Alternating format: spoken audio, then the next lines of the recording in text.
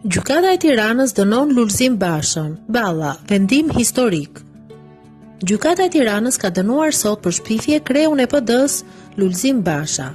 Bëhet fjalë për shumën 50.000 lekë gjobë për shkak të padisë që bëri deputeti Tauland Balla në lidhje me akuzat e liderit demokrat për Toyota Yaris, që u kapën në Durrës kur tha se i përkisnin kreu të grupit parlamentar të PS-s.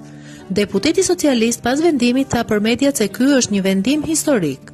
Ne politikanët duhet të kuptojmë që jemi qytetar e duhet të trajtohemi një lloj nga gjykata.